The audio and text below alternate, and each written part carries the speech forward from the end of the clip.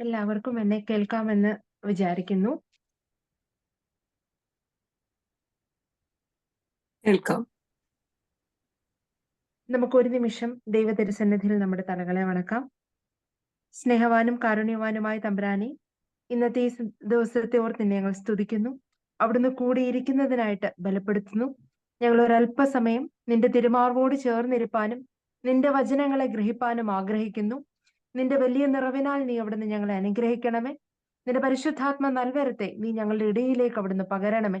ഞങ്ങളുടെ ശ്രദ്ധയെ, ഞങ്ങളുടെ ഇന്ദ്രിയങ്ങളെ നീ അവിടുന്ന് നിയന്ത്രിക്കുമാറാകണമേ. നിന്നിലായിരിക്കാനും നിന്റെ ഹൃദയത്തോട് ചേർന്നിരിപ്പാനും ഞങ്ങളെ യോഗ്യതയുള്ളവരാക്കി തീർക്കണമേ.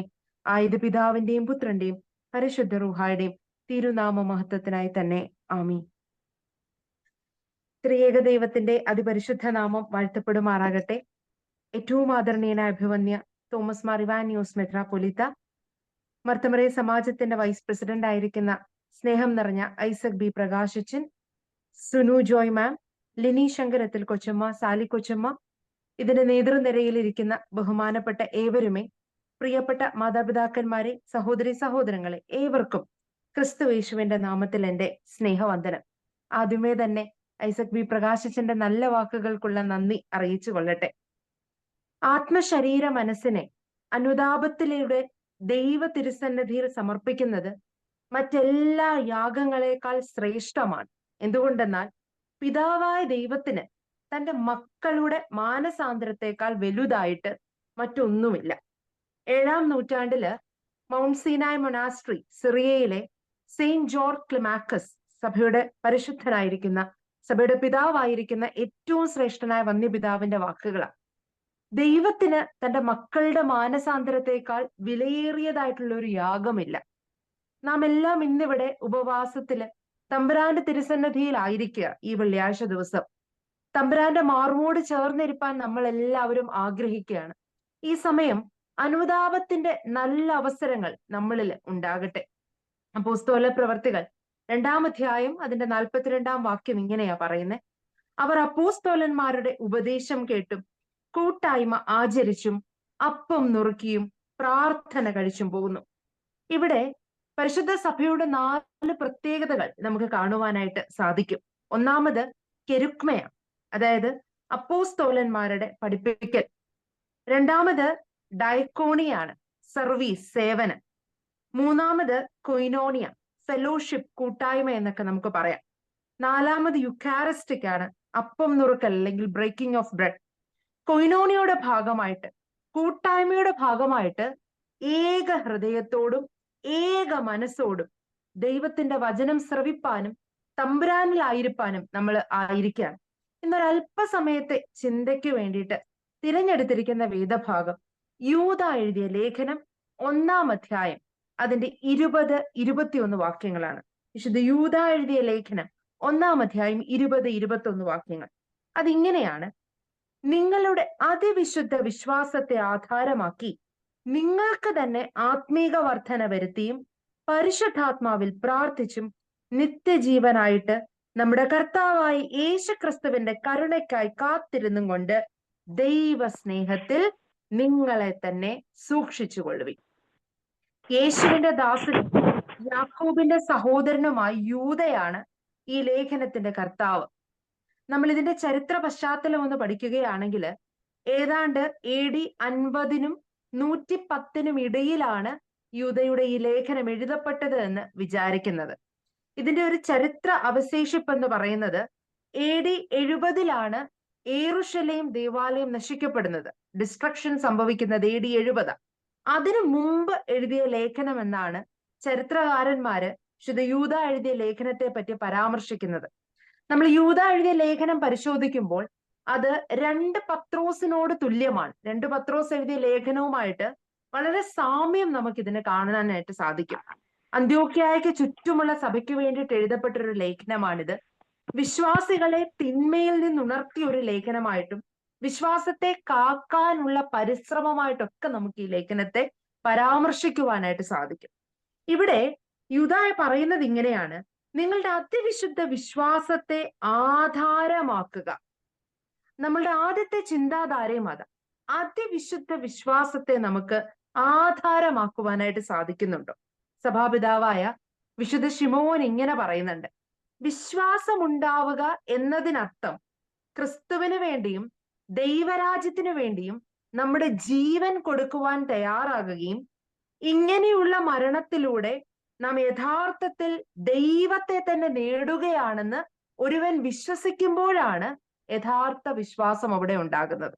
ദൈവത്തിന് വേണ്ടിയും ദൈവരാജ്യത്തിന് വേണ്ടിയും നമ്മുടെ ജീവൻ കൊടുക്കാൻ തയ്യാറാവുകയും എന്നാൽ അതിലൂടെ നാം യഥാർത്ഥത്തിൽ ജീവൻ നേടിയെടുക്കുകയാണെന്ന് ഒരുവൻ വിശ്വസിക്കുന്നെങ്കിൽ അവനാണ് യഥാർത്ഥത്തിൽ വിശ്വാസി എന്ന് പറയുന്നതെന്ന് വിശുദ്ധ ശിമയോൻ നമുക്ക് പറഞ്ഞു തരുന്നുണ്ട്. നമ്മുടെ സഹദയന്മാരും നിബിയന്മാരും ശുദ്ധിമാന്മാരും ശുദ്ധിമതികളും ഒക്കെ ഇപ്രകാരം അതിവിശുദ്ധ വിശ്വാസത്തെ ആധാരമാക്കിയവരാണ്. വിശുദ്ധ വേദപുസ്തകം അങ്ങോളം ഇങ്ങോളം അബ്രഹാമും ഇഫ്താഹും അതുപോലെ തുടങ്ങി ഇങ്ങോട്ട് പുതിയ നിയമം ഒക്കെ നമ്മൾ പരിശോധിച്ചു കഴിഞ്ഞാൽ വിശുദ്ധ ദൈവമാതാവും എലിസബത്ത് മാതാവും ഒക്കെ തന്നെ ഈ അതിവിശുദ്ധ വിശ്വാസത്തെ ആധാരമാക്കി തങ്ങളുടെ ജീവിതത്തിലൂടെ നമുക്ക് കാട്ടിത്തന്നവരാ. ഇവിടെ വിശുദ്ധ യൂദ നമുക്ക് ആദ്യമായി പറഞ്ഞു തരുന്നത്, നാം അതിവിശുദ്ധ വിശ്വാസത്തെ ആധാരമാക്കിക്കൊണ്ട് നിങ്ങൾക്ക് തന്നെ ആത്മീക വർധന വരുത്തിയും പരിശുദ്ധാത്മാവിൽ പ്രാർത്ഥിക്കുകയും ചെയ്യുക. ആത്മീക വർധന വരുത്തി പരിശുദ്ധാത്മാവിൽ പ്രാർത്ഥിക്കാം. നമുക്ക് അതിവിശുദ്ധ വിശ്വാസം നമ്മുടെ ജീവിതത്തിൽ ഉണ്ടെങ്കിൽ, നാം വിശ്വാസത്തെയാണ് ആധാരമാക്കാനായിട്ട് ഉദ്ദേശിക്കുന്നതെങ്കിൽ, ഒന്നാമതായി നാം ചെയ്യേണ്ടത് ആത്മീക വർധന വരുത്തി പരിശുദ്ധാത്മാവിൽ പ്രാർത്ഥിക്കുക എന്നതാണ്. കുറച്ചുകൂടി മനസ്സിലാവുന്ന ഭാഷയില് ഈ ആത്മീക വർധനയെ നമുക്ക് ആധ്യാത്മികത എന്ന പദത്തോട് ചേർത്ത് വെക്കാം. സ്പിരിച്വാലിറ്റി. യഥാർത്ഥത്തിൽ സ്പിരിറ്റസ് എന്ന് പറയുന്ന ഒരു ലാറ്റിൻ പദത്തിൽ നിന്ന് സ്പിരിച്വാലിറ്റി എന്ന പദത്തിന്റെ വരവ്. ഈ സ്പിരിറ്റസ് എന്ന് പറയുന്ന പദത്തിന്റെ അർത്ഥം ബ്രെത്ത്, ശ്വാസം, ജീവൻ എന്നൊക്കെയാ ഈ വാക്കിന്റെ അർത്ഥം. ശരിക്കും പറഞ്ഞാൽ spirituality is one's way of life. ജീവങ്കലേക്കുള്ള വഴി. ഞാൻ തന്നെ വഴിയും സത്യവും ജീവനുമാകുന്നു എന്ന് ക്രിസ്തു പറയുമ്പോൾ യഥാർത്ഥത്തിൽ ക്രിസ്തുവിലേക്കുള്ള വഴിയാണ് നമ്മെ സംബന്ധിച്ചിടത്തോളം ആധ്യാത്മികത അല്ലെങ്കിൽ ആത്മീക വർധന എന്ന് പറയുന്നത്. യഥാർത്ഥത്തിൽ എപ്പോഴാണ് നമുക്ക് ആത്മീക വർധനവ് വരുന്നത്? യഥാർത്ഥത്തിൽ ആധ്യാത്മിക ജീവിതം നമ്മുടെ ജീവിതത്തിൽ എപ്പോഴാണ് എന്ന് ചോദിച്ചു കഴിഞ്ഞാൽ അതിന്റെ ഉത്തരം ഇതാണ്: ഭക്തിക്കതീതമായിട്ട് ക്രിസ്തുവിനെ എപ്പോഴാണോ പ്രതിഷ്ഠിക്കാൻ സാധിക്കുന്നത് അപ്പോഴാണ് ആത്മീക വർധന സാധ്യമാകുന്നത്. ഭക്തിക്കതീതമായിട്ട് നമുക്ക് ക്രിസ്തുവിനെ പ്രതിഷ്ഠിക്കുവാനായിട്ട് സാധിക്കുന്നുണ്ടോ? ഭക്തി ഇന്ന് ഏറ്റവും അധികം ചർച്ച ചെയ്യപ്പെടുന്ന ഒരു വിഷയമാണ്. ആഗോളീകരണത്തിന്റെയും ആധുനികതയുടെയും പുതുപുത്തൻ സുഖസമ്പന്നതയുടെയും വർണ്ണപ്പകിട്ടുകൾക്കിടയിൽ ചെറിയ പൊതിക്കടലാസിൽ നിന്ന് വിതരണം ചെയ്തുകൊണ്ട് സാമ്പത്തിക ലാഭമൊക്കെ നേടിക്കൊണ്ടിരിക്കുന്ന ഒരു വ്യവസ്ഥാ സംവിധാനമായിട്ട് ഇന്ന് ആധുനിക ഭക്തി മാറിക്കഴിഞ്ഞു. ഇവിടെ യഥാർത്ഥത്തിൽ ദൈവത്തിന്റെ ആത്മീക അംശം നമുക്ക് വേണ്ട, പകരം നമുക്ക് കൾട്ടിക് വർഷിപ്പാണ് കൂടുതലായിട്ടും അംഗീകരിക്കപ്പെടുന്നത്. ഈ സാഹചര്യത്തിലാണ് എന്താണ് ഭക്തിക്കതീതമായിട്ട് ക്രിസ്തുവിനെ കാണാൻ കഴിയുന്നത് എന്ന ചിന്ത നമ്മുടെ ഇടയിലേക്ക് വളരെ പ്രബലമായിട്ട് വരേണ്ടത്. പ്രകാശത്തിന്റെ നിഴൽ എന്ന് പറഞ്ഞ ഒരു മലയാള പുസ്തകമുണ്ട്. പുസ്തകത്തിൽ ഒരു കഥയുണ്ട്. കഥ ഇങ്ങനെയാണ്: ഒരു കുട്ടിയും ഒരു വൃദ്ധനും പ്രായമായ ഒരു മനുഷ്യനും കൂടെ ഒരു കടലിന്റെ തീരത്ത് ഇങ്ങനെ നിൽക്കുക. ഇവർക്ക് രണ്ടുപേർക്കും ഈ കടല് കടന്ന് അപ്പുറത്തേക്ക് എത്തണം. രണ്ടുപേരും നിന്നുകൊണ്ട് പ്രാർത്ഥിച്ചു, തമ്പുരാനെ എങ്ങനെയെങ്കിലും ഈ കടല് കടന്ന് അപ്പുറത്തേക്ക് എത്തുവാനായിട്ട് ഞങ്ങളെ സഹായിക്കണമേ. അത്ഭുതം സംഭവിക്കുകയാണ്. മോശയുടെ മുമ്പിൽ ചെങ്കടൽ പിളർന്ന പോലെ ഈ കടൽ ഇങ്ങനെ രണ്ടായിട്ട് പിളർന്നു പോവുക. ഈ കുട്ടി വളരെ സന്തോഷത്തോടുകൂടി ഈ കടലിന്റെ അത്ഭുതങ്ങളൊക്കെ ആസ്വദിച്ചുകൊണ്ട് കടൽ ഭിത്തിയിലെ വെള്ളമൊക്കെ തട്ടിത്തേവിക്കൊണ്ട് ഏറ്റവും സന്തോഷത്തോടുകൂടി ആ കടലിന്റെ മധ്യത്തിലൂടെ ഇങ്ങനെ നടന്നു പോകാം. വൃദ്ധനാകട്ടെ ഓരോ തിരമാല അടിക്കുമ്പോഴും മുട്ടുമ്മേൽ നിന്ന് പ്രാർത്ഥനയാണ്, എങ്ങനെയെങ്കിലും അപ്പുറം എത്തിക്കണമേ എന്ന് ഇങ്ങനെ പ്രാർത്ഥിച്ചുകൊണ്ടേയിരിക്കുക. രണ്ടുപേരും കടലിന്റെ അക്കരെ എത്തി. അവിടെ അവരെ കാത്ത് ഒരു വ്യക്തി നിൽപ്പുണ്ടായിരുന്നു. ആ വ്യക്തി ചോദിക്കുകയാണ്, നിങ്ങൾ എങ്ങനെയാണ് ഈ കടലിന്റെ ഇപ്പുറത്തേക്ക് എത്തിയത്? വൃദ്ധൻ പറഞ്ഞു, എന്റെ പ്രാർത്ഥന ഒന്നുകൊണ്ട് മാത്രമാണ്. ഞാൻ ഓരോ കടൽ തിരകൾ അടിക്കുമ്പോഴും ഞാൻ ശക്തമായി നിന്ന് പ്രാർത്ഥിച്ചു. ഞാൻ ഈ കുഞ്ഞിനോട് പറഞ്ഞതാണ് പ്രാർത്ഥിക്കുവാൻ വേണ്ടി, എന്നാൽ അവൻ അത് അനുസരിച്ചില്ല. എന്റെ പ്രാർത്ഥന ഒന്നുകൊണ്ട് മാത്രമാണ് ഈ കടലിന്റെ അപ്പുറത്തേക്ക് എത്തുവാൻ സാധിച്ചത്. ഈ വ്യക്തി, അവരെ കാത്തുനിന്ന വ്യക്തി ഈ വൃദ്ധനോട് പറയുകയാണ്, തിരിഞ്ഞ് ആ ശിശുവിനെ പോലെ ആവുക. തമ്പുരാൻ ജീവിതത്തിൽ നൽകിയിട്ടുള്ള നല്ല ദാനങ്ങളിൽ സംശയാലുക്കളായിട്ട് നിൽക്കാതെ അവൻ തന്നിരിക്കുന്ന ജീവിതത്തെ പ്രാർത്ഥനാപൂർവം ആസ്വദിച്ചു പോകുവാനായിട്ട് നമുക്ക് സാധിക്കുമ്പോഴാണ് യഥാർത്ഥത്തിൽ ഭക്തി അവിടെ സംഭവ്യമാകുക. ഭക്തി എന്ന പദം ഭജ് എന്ന് പറയുന്ന സംസ്കൃത പദത്തിൽ നിന്ന് വന്നതാ. ഭജ് എന്ന പദത്തിന് അർത്ഥം സേവിക്കുക എന്നതാ. സമസൃഷ്ടിയെ നാമായി തന്നെ കണ്ട് സേവന മനോഭാവത്തോടുകൂടി ഇരിപ്പാനായിട്ട് നമുക്ക് സാധിക്കണം. പരിശുദ്ധ പരുമല തിരുമേനി 1895 പരുമലയിൽ ഒരു പ്രസംഗം നടത്തി. പ്രസംഗത്തിന്റെ അവസാന ഭാഗം ഇങ്ങനെയായിരുന്നു: സമസൃഷ്ടികളെ ആര് നല്ലവണ്ണം സ്നേഹിക്കുന്നുവോ അവനത്രേ ഉത്തമനായ ദൈവഭക്തൻ. ഇതിൽ കൂടുതൽ ഒരു നിർവചനം, ഒരു ഡെഫിനിഷൻ വേണമെന്ന് തോന്നുന്നില്ല.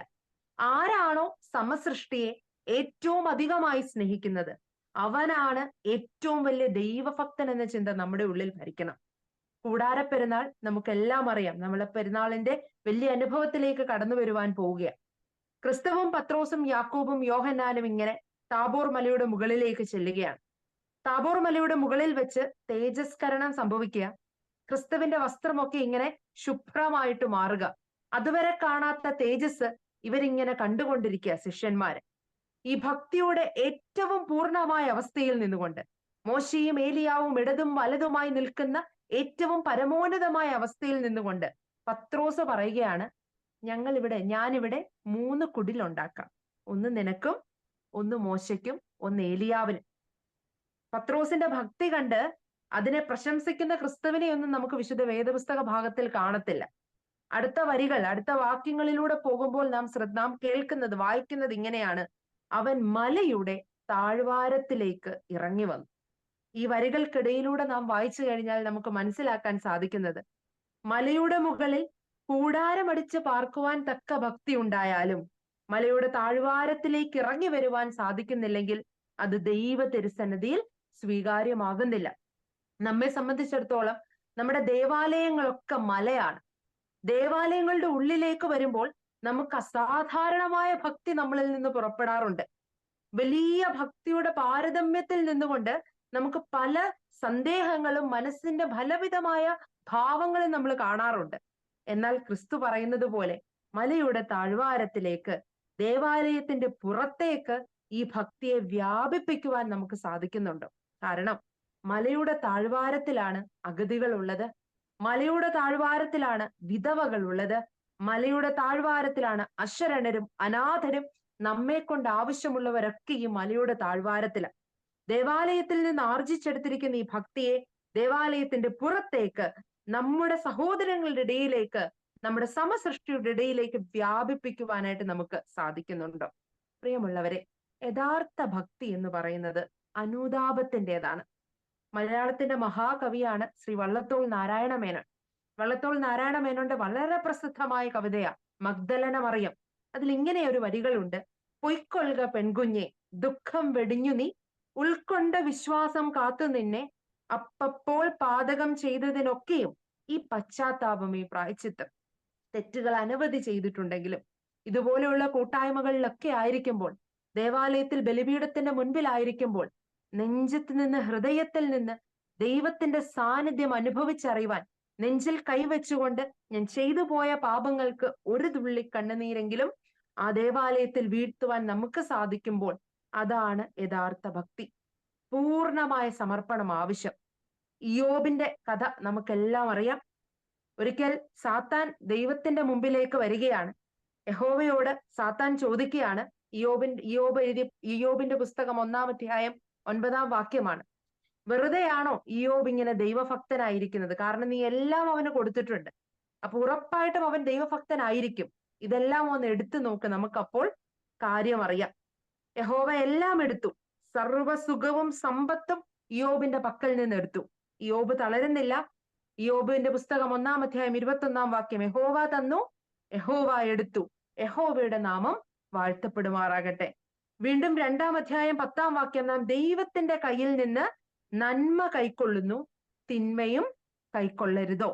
നമ്മുടെയൊക്കെ ജീവിതത്തിലും ഭാരങ്ങളും പ്രയാസങ്ങളും ഒക്കെ വരുമ്പോൾ ദൈവത്തോട് ചേർന്നിരിപ്പാൻ, ദൈവ സാന്നിധ്യം അനുഭവിച്ചറിയുവാൻ നമുക്ക് സാധിക്കണം. ഒന്നാമത്തെ ഭാഗം അവിടെ അവസാനിപ്പിക്കുകയാണ്. ആത്മീക വർധനവ് വരുത്തി പരിശുദ്ധാത്മാവിൽ പ്രാർത്ഥിക്കുവാനായിട്ട് നമുക്ക് സാധിക്കണം. വീണ്ടും വിശുദ്ധ യൂദാ നമ്മളോട് പറഞ്ഞു തരുന്നത് ഇതാണ്: നിത്യജീവനായിട്ട് നമ്മുടെ കർത്താവായ യേശുക്രിസ്തുവിന്റെ കരുണയ്ക്കായി കാത്തിരിക്കുക. നിത്യജീവനായിട്ട് കാത്തിരിക്കുവാനായിട്ട് നമുക്ക് സാധിക്കണം. വിശുദ്ധ യോഹന്നാൻ എഴുതിയ സുവിശേഷം 3-ാം അധ്യായം 5-ാം വാക്യം ഇങ്ങനെയാ പറയുന്നത്: പുതുതായി ജനിച്ചില്ല എങ്കിൽ ദൈവരാജ്യം കാണുവാൻ ആർക്കും കഴിയുകയില്ല. പുതുതായി ജനിക്കുക എന്നതിന് ഗ്രീക്കില് ജനീധനതർ എന്നാ പറയുന്നത്. അതായത് ബി ബോൺ ഫ്രം എബോവ്, ഉയരത്തിൽ നിന്ന് ജനിക്കുക. ശരിക്കും പറഞ്ഞാൽ നിത്യജീവനായിട്ട് നമ്മൾ കാത്തിരിക്കുമ്പോൾ നമ്മൾ ദൈവത്തിന്റെ അടിമയായിട്ട് മാറുകയാണ് ചെയ്യുന്നത്. എന്താ ഒരു അടിമ എന്ന് പറയുന്നത്? യജമാനന് വേണ്ടിയിട്ട് അവന്റെ ജീവനും ജീവിതവും എല്ലാം സമർപ്പിച്ച് യജമാനൻ പറയുന്നത് മാത്രം അനുസരിച്ച് മറുത്തൊന്നും പറയാതെ ഇങ്ങനെ ഇരിക്കുന്നവനാണ് അടിമ എന്ന് പറയുന്നത്. നാം നിത്യജീവനായിട്ട് കാത്തിരിക്കുമ്പോൾ ദൈവത്തിന്റെ അടിമയാകുക. അതിൽ പരം ഒരു ഭാഗ്യാവസ്ഥ ഒരു ക്രിസ്തുവിന്റെ അനുയായിക്കുണ്ടോ എന്നത് നാം ചിന്തിക്കണം. ദൈവത്തിന്റെ അടിമയായിട്ടിരിക്കുക. ഇവിടെ അത് തന്നെയാണ് വിശുദ്ധ യൂദാസ് ശ്ലീഹ പറയുന്നത്. എന്താ? യേശു ക്രിസ്തുവിന്റെ ദാസൻ എന്നാണ് വിശേഷിപ്പിക്കുന്നത്. ആദ്യ ഭാഗത്ത് യേശു ക്രിസ്തുവിന്റെ ദാസൻ. ദാസൻ എന്ന് പറഞ്ഞാൽ അടിമയെന്ന. ഞാൻ യേശു ക്രിസ്തുവിന്റെ അടിമയാണെന്ന് ആദ്യ സംബോധന വാക്യങ്ങളിൽ തന്നെ ഇവിടെ ശ്ലീഹ നമ്മളെ പഠിപ്പിക്കുകയാണ്. ഈ പഠിപ്പീരാണ് നമ്മുടെ ജീവിതത്തിലേക്കും കൊണ്ടുവരേണ്ടത്. നാം പറുദീസയിൽ ആദാം രുചി നോക്കാത്ത ഫലമാണ് നമ്മുടെ അധരങ്ങളിലേക്ക് തന്നതെന്ന് വിശുദ്ധ മാമോദീസായിലൂടെ നമ്മൾ പാടാറുണ്ട്. എത്രമാത്രം ഇതിനെ സൂക്ഷിക്കുവാനായിട്ട് നമുക്ക് സാധിച്ചിട്ടുണ്ട്. എന്റെ നിത്യജീവന് വേണ്ടി എനിക്ക് ലഭിച്ചിരിക്കുന്ന ദൈവിക അംശത്തെ എത്രത്തോളം എന്റെ ജീവിതത്തിൽ പരിപോഷിപ്പിക്കുവാൻ എനിക്ക് സാധിച്ചിട്ടുണ്ട് എന്നത് ഈ സമയത്ത് നമ്മൾ ചിന്തിക്കണം. നാം കർത്താവിനെ സ്നേഹിക്കുകയും അവനിൽ വിശ്വസിക്കുകയും ചെയ്യുന്നുണ്ടെങ്കിൽ നിത്യജീവന് വേണ്ടി കാത്തിരിക്കണം എന്നാണ് തെയോദോറോസ് പിതാവ് നമ്മളെ പഠിപ്പിക്കുന്നത്. നിത്യജീവന് വേണ്ടി കാത്തിരിക്കുക എന്നത് ഓരോ വിശ്വാസിയെ സംബന്ധിച്ചിടത്തോളം പ്രധാനപ്പെട്ടതാ. 2 മരണവും 2 ജനനവും ഉണ്ടെന്ന് പറയാറുണ്ട്.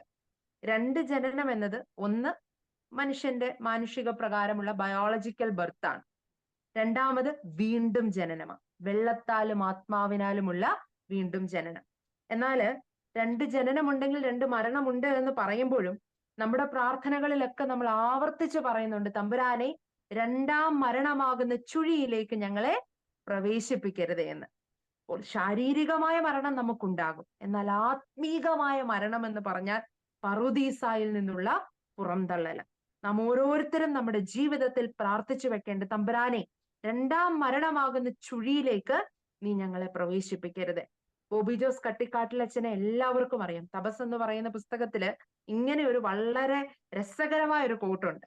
ചോദ്യപേപ്പർ നേരത്തെ ചോർന്നുപോയ പരീക്ഷയിൽ സ്ഥിരം തോറ്റുകൊണ്ടിരിക്കുന്നവരാണ് ക്രിസ്ത്യാനികൾ. കാരണം നമ്മുടെ കയ്യില് ഈ ചോദ്യപേപ്പറും ഉണ്ട്, അതിനുള്ള ഉത്തരവുമുണ്ട്. എന്തെല്ലാം ജീവിതത്തിൽ ചെയ്യണം, എങ്ങനെയൊക്കെ ആയിരുന്നാൽ ഈ പരിശുദ്ധാത്മ നൽവരത്തെ അനുഭവിക്കാം തുടങ്ങിയ എല്ലാ ചോദ്യങ്ങൾക്കുമുള്ള ഉത്തരം നമ്മുടെ കയ്യിലുണ്ട്.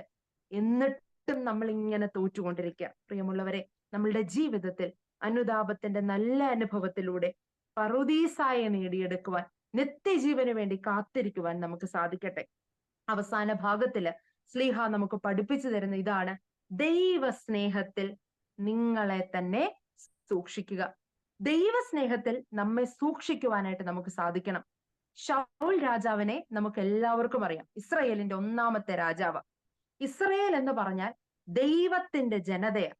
ദൈവത്തിന് ഏറ്റവും ഇഷ്ടമുള്ളവരാണ് ഇസ്രയേൽ ജനം.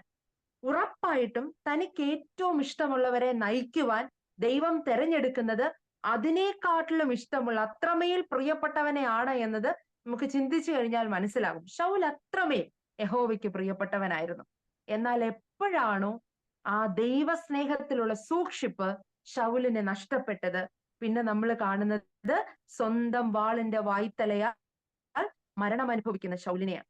അധികാരം കൊണ്ട്, ആഡംബരം കൊണ്ട്, സമൃദ്ധി കൊണ്ട് എപ്പോഴാണോ ദൈവസ്നേഹത്തിലെ സൂക്ഷിപ്പ് ശൗലിന് നഷ്ടപ്പെട്ടത്, അതോടെ അവന്റെ ആത്മാവിന്റെ പതനം നമ്മൾ കാണുന്നുണ്ട്. 2 കഥാപാത്രങ്ങളുണ്ട്. 2 ശിഷ്യന്മാരായിരുന്നു. ഒന്ന് യൂദയാണ്, മറ്റൊന്ന് വിശുദ്ധ പത്രോസ് ശ്ലീഹയാണ്. 2 പേരും ചെയ്തത് ഒന്ന് തന്നെയാണ്. 2 പേരുടെയും നിയോഗം ക്രിസ്തുവിന്റെ മനുഷ്യാവതാര പൂർത്തീകരണത്തിന്റെ ഭാഗമാവുക. യൂദാ തള്ളിപ്പറഞ്ഞ യൂദാ ഒറ്റുകൊടുത്താൽ മാത്രമാണ് ക്രിസ്തുവിന്റെ മനുഷ്യാവതാരം ക്രൂശമരണം നടക്കുന്നത്. പത്രോസ് തള്ളിപ്പറഞ്ഞാൽ മാത്രമാണ് അത് പൂർണ്ണതയിലേക്ക് എത്തുന്നത്. രണ്ടുപേരും ചെയ്തത് ഒരു തെറ്റ് തന്നെയാണ്. എന്നാൽ പത്രോസ് ആ ദൈവസ്നേഹത്തെ കണ്ടു, ദൈവസ്നേഹത്തിൽ തന്നെ സൂക്ഷിച്ചു. അതിന്റെ ഫലമായിട്ട് തന്റെ ഗുരുവിന്റെ മാർവിടത്തിലോട്ട് ഓടിച്ചെന്നു. യൂദയ്ക്കാകട്ടെ അത് സാധിച്ചില്ല. ഒരു മുഴം കയറിൽ തന്റെ ജീവൻ അവസാനിപ്പിച്ചു. നമുക്കൊക്കെ ഒന്ന് തിരിഞ്ഞു നടക്കാനായിട്ട് സാധിക്കണം. തമ്പുരാനെ, എന്റെ ജീവിതത്തിൽ, ഇതുവരെയുള്ള ജീവിതത്തിൽ എവിടെയെങ്കിലും ദൈവസ്നേഹം നഷ്ടപ്പെട്ടു പോയിട്ടുണ്ടെങ്കിൽ തിരിഞ്ഞ് അതിനെ നേടിയെടുക്കുവാനായിട്ട് നമുക്ക് സാധിക്കണമേ എന്ന് ഈ സന്ധ്യയിൽ പ്രാർത്ഥിക്കാം. ഒരു കാര്യം കൂടി പറഞ്ഞ് എന്റെ വാക്കുകൾ ഉപസംഹരിക്കാമെന്ന് വിചാരിക്കുന്നു. നാം മാതാപിതാക്കന്മാരൊക്കെ ആയിരിക്കുന്നവരാണ്. ദൈവസ്നേഹത്തിൽ നമ്മെ തന്നെ സൂക്ഷിക്കാൻ പറയുമ്പോൾ നമുക്ക് തന്നിരിക്കുന്ന ഏറ്റവും വലിയ ഉത്തരവാദിത്വം തന്നെയാണ് നമ്മുടെ കുഞ്ഞുങ്ങൾ എന്ന് പറയുന്നത്. 1 രാജാക്കന്മാരുടെ പുസ്തകം 1-ാം അധ്യായം അതിന്റെ 5-6 വാക്യങ്ങളില് ഹഗീത്തിന്റെ മകനായ അദോനിയാവിനെ നമുക്ക് കാണാൻ സാധിക്കും. അതായത് ദാവീദാണ് പിതാവ്, ഹഗീത്താണ് മാതാവ്. അദോനിയാവിനെ പറ്റിയിട്ട്, അദോനിയാവിന്റെ നിഗളമൊക്കെ കഴിഞ്ഞ് 1 രാജാക്കന്മാർ 1:6 ഇങ്ങനെ ഒരു വാക്കുണ്ട്: അവന്റെ അപ്പൻ അവനെ മുഷിപ്പിക്കരുതെന്ന് വെച്ച് അവന്റെ ജീവകാലത്തൊരിക്കലും നീ ഇങ്ങനെ ചെയ്തത് എന്തെന്ന് അവനോട് ചോദിച്ചില്ല. അപ്പൻ ശിക്ഷിക്കാത്ത മകൻ, അപ്പൻ തെറ്റ് പറഞ്ഞു കൊടുക്കാത്ത മകൻ പട്ടുപോകുന്നത് 1 രാജാക്കന്മാരുടെ പുസ്തകത്തിൽ നമുക്ക് കാണാം. എന്നാൽ ശലോമോൻ ആകട്ടെ അപ്പന്റെ ഉപദേശം ശ്രവിച്ച് ഉയരങ്ങളിലേക്ക് എത്തുന്ന കാഴ്ചയും നമുക്ക് കാണാൻ സാധിക്കും. ഇന്ന് ഏറ്റവും കേരളത്തിലും മറ്റ് രാജ്യങ്ങളിലൊക്കെ തന്നെ വളരെ പ്രസിദ്ധമായിരിക്കുന്ന ഒരു പുസ്തകമുണ്ട്, Ram care of Anandi, Akhil P ധർമ്മജന്റെ പുസ്തകമാണ്. അതില് 4 ഏക്കറുണ്ട് അതിലെ നായകന്റെ പിതാവിന്. നായകന് ചെറുപ്പകാലത്ത് പിതാവിനോട് ഭയങ്കരമായി ദേഷ്യമാണ്. കാരണം പുറത്തുനിന്ന് ആഹാരം മേടിക്കാൻ സമ്മതിക്കില്ല, പുറത്തെ കാര്യങ്ങളിലൊന്നും ഇടപെടുത്തിപ്പിക്കത്തില്ല, പുറത്ത് അമിതമായിട്ടുള്ള മറ്റു കാര്യങ്ങളിലേക്ക് ഇടപെടാനോ അമിതമായ ഒരു പങ്കാളിത്തം ഉണ്ടാകാനോ ഒന്നും ഈ പിതാവ് സമ്മതിക്കുമായിരുന്നില്ല. എന്നാൽ 30-ാമത്തെ വയസ്സില് ഈ നായകൻ പറയുകയാണ്, എന്റെ റോൾ മോഡൽ എന്റെ പിതാവാ. കാരണം ഒരു മോശം ഭക്ഷണം പോലും ഞാൻ എന്റെ ജീവിതത്തിൽ കഴിച്ചിട്ടില്ല. കൃഷിയുടെ നല്ല അവസ്ഥ എനിക്ക് കാണാനായിട്ട് സാധിച്ചു. ജീവിതത്തിന്റെ നല്ല അനുഭവങ്ങളെ എനിക്ക് കാണാൻ സാധിച്ചു. ചെറുപ്രായത്തിൽ സ്നേഹം നഷ്ടപ്പെട്ടു പോകുമോ എന്ന പേടിയില് നാം ദൈവസ്നേഹത്തെ ഈ കുഞ്ഞുങ്ങൾക്ക് പറഞ്ഞു കൊടുക്കുവാൻ മറന്നുപോയെങ്കിൽ കാലമേറെ കഴിയുമ്പോൾ നമ്മിൽ നിന്ന് എത്രയോ ദൂരത്തേക്ക്, നമ്മിൽ നിന്ന് എന്നതിലുപരി ദൈവസ്നേഹത്തിൽ നിന്ന് എത്രയോ ദൂരത്തിലേക്ക് നമ്മളുടെ കുഞ്ഞുങ്ങളൊക്കെ മാറ്റപ്പെടുമെന്ന് നമ്മൾ ചിന്തിക്കണം. 3 കാര്യമാണ് ഈ ഒരു സന്ധ്യയിൽ നമ്മൾ ഒരുമിച്ച് ദൈവത്തിൽ ആലോചിച്ചത്, ദൈവത്തിൽ ചിന്തിക്കുവാനായിട്ട് ശരണപ്പെട്ടത്. യൂദാ എഴുതിയ ലേഖനം 1-ാം അധ്യായം 20-21 വാക്യങ്ങളാണ് പഠിച്ചത്. അതിവിശുദ്ധ വിശ്വാസത്തെ ആധാരമാക്കി 3 കാര്യങ്ങൾ നിർവഹിക്കുവാൻ ശ്ലീഹ നമുക്ക് പഠിപ്പിച്ചു തന്നു. 1, ആത്മീക വർധനവ് വരുത്തി പരിശുദ്ധാത്മാവിൽ പ്രാർത്ഥിക്കുക. 2, നിത്യജീവന് വേണ്ടി നാം കാത്തിരിക്കുക. 3, ദൈവസ്നേഹത്തിൽ നമ്മെ തന്നെ സൂക്ഷിക്കുക. പ്രിയമുള്ളവരെ, യോഹന്നാൻ സ്നാപകൻ നടന്നുപോയപ്പോൾ എല്ലാവരും പറഞ്ഞു അവൻ മശിഹായാണ്. അങ്ങനെ പറയാനുള്ള കാരണം അവന്റെ സ്വഭാവം കൊണ്ടാണ്. അല്ലെ, അവന്റെ അപ്പനും അമ്മയും ഒക്കെ അവനെ നല്ലതായിട്ട് ദൈവസ്നേഹമൊക്കെ പകർന്നു കൊടുത്ത് വളർത്തിയത് കൊണ്ട്. നാളെ നമ്മുടെയൊക്കെ മക്കൾ നടന്നു പോകുമ്പോൾ എന്താണ് സമൂഹം പറയുന്നത് എന്ന് നമ്മൾ ചിന്തിക്കുക. എത്രത്തോളം നാം മാറി ചിന്തിക്കണം, ദൈവത്തിലായിരിക്കണം എന്നൊക്കെ നമ്മൾ ഈ തരുണം ചിന്തിക്കേണ്ടിയിരിക്കുന്നു. 9 മാസം തമ്പുരാനെ തന്റെ ഉദരത്തിൽ പേറിയപ്പോൾ കന്യക മറിയാം ദൈവമാതാവായി, വിശുദ്ധയായി. ഓരോ ദിവസവും ആ തമ്പുരാനെ തിരുശരീര രക്തങ്ങളായിട്ട് നാം നമ്മുടെ നാവിലൂടെ നമ്മുടെ ശരീരത്തിലേക്ക് കൊണ്ടുവരുമ്പോൾ എത്രമാത്രം വിശുദ്ധമാക്കപ്പെട്ടൊരു ശരീരമായി നാം മാറണമെന്നും കൂടി ചിന്തിക്കുക. A cathedral is nothing but an extension of A mothers womb. ദേവാലയം എന്ന് പറയുന്നത് മറ്റൊന്നുമല്ല, അമ്മയുടെ ഗർഭപാത്രത്തിന്റെ കുറച്ചും കൂടി വികസിതമായ ഒരു സ്ഥലമാണ്.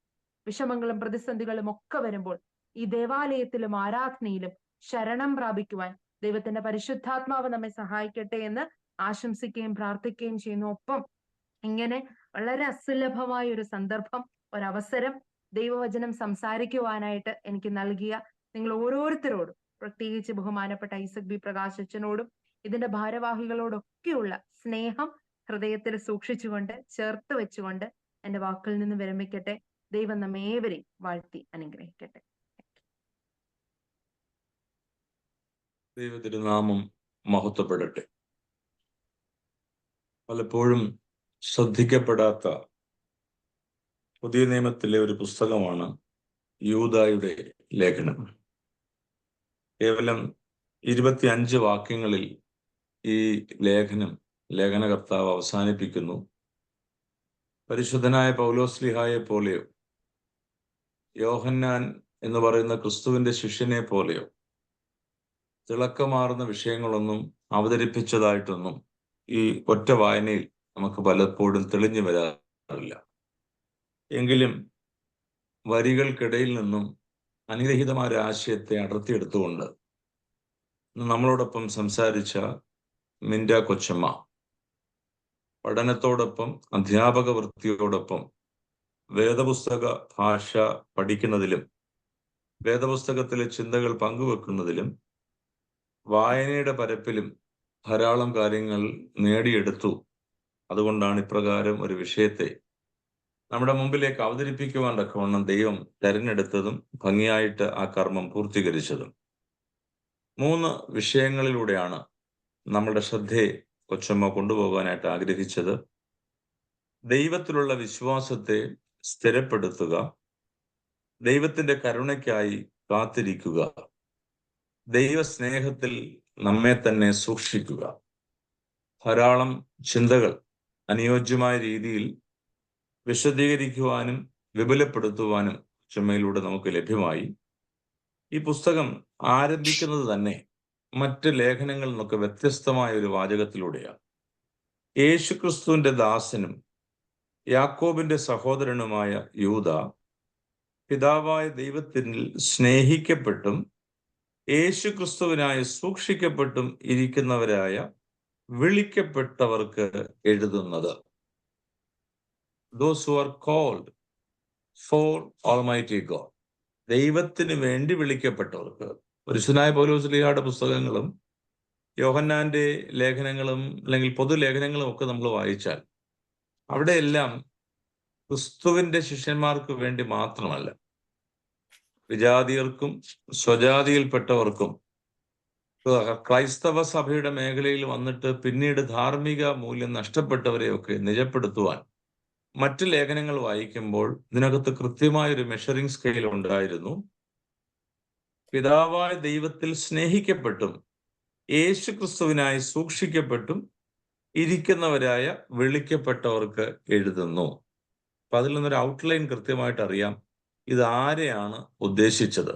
അങ്ങനെയെങ്കിൽ അന്നു മുതൽ ഇന്ന് വരെയുള്ള തലമുറയിൽ ക്രിസ്തുവിനെ ദിവ്യമായ തിരുശരീര രക്തങ്ങളുടെ അനുഭവത്തിലൂടെ പ്രാപിച്ചവർക്കും യേശുക്രിസ്തുവിന്റെ പാതകളെ ജന്മം കൊണ്ടോ വിശ്വാസത്തിൽ അധിഷ്ഠിതമായി കൊണ്ടോ ഒക്കെ ക്രിസ്തുവിന്റെ പാത സ്വീകരിച്ചവർക്കും അവരുടെ ജീവിത വിശുദ്ധി കാത്തു സൂക്ഷിക്കുവാനും അവരുടെ ജീവിത വിശ്വാസം സ്ഥിരപ്പെടുത്തുവാനും ദൈവകരുണയാണ് നമ്മുടെ ജീവിതത്തിന്റെ ഏറ്റവും അടിസ്ഥാനമായ ആധാരം എന്ന് നമ്മളെ പഠിപ്പിച്ചുകൊണ്ട് അത് പ്രകടിപ്പിക്കുവാൻ ക്രിസ്തു കാണിച്ച സ്നേഹം നമ്മുടെ ജീവിതത്തിൽ ഉണ്ടാകണം. ഈ ശ്രദ്ധയാണ്, ഈ ചിന്തയാണ് പരിചയപ്പെടുത്തുവാനായിട്ട് കൊച്ചമ്മ ആഗ്രഹിച്ചത്. ദീർഘമായി ഒരു കൂട്ടിച്ചേർക്കലിന്റെ ആവശ്യമില്ല. ഒരു കാര്യം വ്യക്തമാണ്, ഇത് നമ്മളെ ഓരോരുത്തരെയും സ്പർശിക്കുന്ന ഒരു ലേഖനമാണ്. അല്ലാതെ നമുക്ക് നമ്മുടെ മനസ്സിൽ പലരെയും ചിന്തകളിലൂടെ കടന്നു വരും. ഇതെന്റെ പള്ളിയിലെ ഇന്ന ആന്റിയുടെ കാര്യമാണ്, അല്ലെങ്കിൽ ഞങ്ങളുടെ വീട്ടിൽ പരിചയമുള്ള ഞങ്ങളുടെ ഒരു കസിന്റെ കാര്യമാണെന്നൊക്കെ നമുക്ക് തോന്നുന്നതിനേക്കാൾ ഉപരി it is for those who are following Jesus Christ through birth or through the faith. ജന്മം കൊണ്ടോ വിശ്വാസം കൊണ്ടോ ക്രിസ്തുവിൽ സ്ഥിരമായി ജീവിതത്തെ ക്രമപ്പെടുത്തുന്നവർക്കായി യൂദാശ്ലീഹ എഴുതിയ ഈ ലേഖനത്തിലൂടെ ഈ 3 ചിന്തകളും മാറി മാറി അല്ലെങ്കിൽ ആവർത്തിച്ച് ശ്രദ്ധേയമായി പഠിക്കുവാൻ ഒരു വലിയ അവസരം ഒരുക്കി തന്ന മിൻഡ മറിയം വർഗീസ് കൊച്ചമ്മയോട് ഞങ്ങളെല്ലാവരും കടപ്പെട്ടിരിക്കുന്നു. ഭദ്രാസനത്തിന്റെ ചുമതലയിലുള്ള അഭിമന്യ തിരുമേനിക്ക് വേണ്ടി ചുമതലപ്പെട്ടവർക്ക് വേണ്ടിയും ഒക്കെ ഔദ്യോഗികമായി നന്ദി പ്രകാശിപ്പിക്കുമെങ്കിലും ഇന്നത്തെ സന്ധ്യയിൽ, നാട്ടിലെ സന്ധ്യയാണ് ഇപ്പോൾ, നമുക്ക് പകലാണ്, ആ സന്ധ്യാസമയം ഞങ്ങൾക്ക് വേണ്ടി മാറ്റിവെച്ചതിൽ അധ്യാപക വൃത്തി ഭംഗിയായി തുടരട്ടെ, പഠനം അനുഗ്രഹീതമായി പൂർത്തീകരിപ്പാൻ ദൈവം സാധ്യത നൽകട്ടെ. ഒപ്പം ഇടയ ശുശ്രൂഷയിൽ ദൈവത്താൽ നിയോഗം ലഭിക്കപ്പെട്ട വൈദികനോടൊപ്പം ആ മിനിസ്ട്രിയിൽ പക്വമായ ജീവിതശൈലിയിൽ ദൈവം തമ്പുരാന്റെ കൃപയിൽ അനേകരെ ക്രിസ്തുവിന്റെ സ്നേഹത്തിൽ നിലനിർത്തുവാൻ കൊച്ചമ്മയ്ക്ക് ഇടയാകട്ടെ എന്ന് പ്രത്യേകമായി പ്രാർത്ഥിച്ചുകൊണ്ട് ഞാൻ എൻ്റെ വാക്ക് ചുരുക്കുകയാണ്. തുടർന്നുള്ള ശുശ്രൂഷ നമുക്ക് നിർവഹിക്കുവാനുള്ള സന്ദർഭം കൂടിയാണല്ലോ. ബഹുമാനപ്പെട്ട